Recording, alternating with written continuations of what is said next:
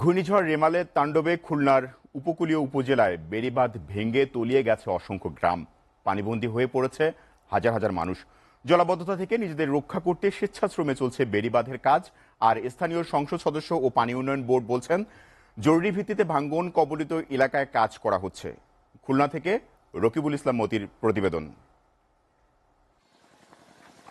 বাড়িঘরের মায়া ছেড়ে স্বজনদের নিয়ে নিরাপদে থাকতে আশ্রয় কেন্দ্রে গিয়েছিল এই পরিবারের সদস্যরা।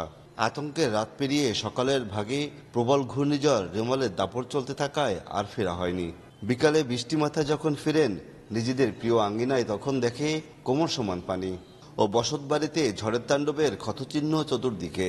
এমনইভাবে খুলনার উপকূলে 4.5 লাখ মানুষ ক্ষতিগ্রস্ত হয়েছে। বাঁধ ভেঙে লোকালয়ে জলবদ্ধ হয়ে আছে হাজার হাজার মানুষ। জাল ভেঙে পড়েছে আমাদের ঘরে পরে, যেটাই ঘরে পরে এনাদের বাড়ি কেউ ছিল না, রাস্তায় ছিল। মনে করেন যদি কেউ থাকতো তাহলে মারা যেত। গরু ছাগল ভেড়া সাপ হয়ে গেছে, ঘের বাড়ি ডুবে গেছে, মাছ শাক ছিল। ঘূর্ণিঝড় রেমালের টানা 20 ঘন্টায় লন্ডভন্ড হয়ে গেছে খুলনার 55টি পয়েন্টের বাঁধ।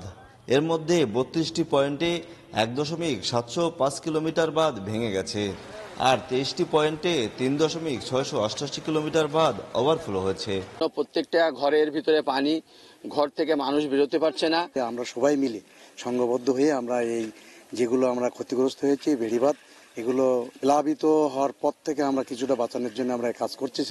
স্থানীয় সংসদ সদস্য বলছেন, জরুরি ভিত্তিতে ভাঙন কবলিত এলাকায় কাজ করা হচ্ছে। স্থানীয়ভাবে জরুরি ভিত্তিতে পানি প্রবেশটা বন্ধ করা যায়, সেই কাজটা আমরা করার চেষ্টা করছি। আর পানি উন্নয়ন বোর্ডের এই কর্মকর্তা বলছেন, ভাঙন কবলিত এলাকায় সংস্কারের কাজ চলছে। আমাদের পরবর্তী সিআইপি যে নেক্সট ফেজ আসবে, এখানে স্থায়ীভাবে নদী শাসনের যাতে ব্যবস্থার গ্রহণ করা হয়, সেজন্য আমরা ঊর্ধ্বতন কর্তৃপক্ষকে অবহিত করেছি। প্রতি বছরই ঝড় হলে জলাবদ্ধতা সৃষ্টি হয় এই অঞ্চলে। তবে এবারের অভিজ্ঞতা এই অঞ্চলে মানুষের একটু ভিন্ন রকমের। তারা বলছে, এবারের পানি যে পরিমাণ বেড়েছে কোনো বছরই বাড়েনি।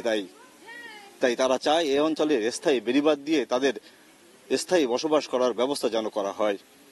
রকিবুল ইসলাম মতি, এসএটিভি, পাইগাছা, খুলনা।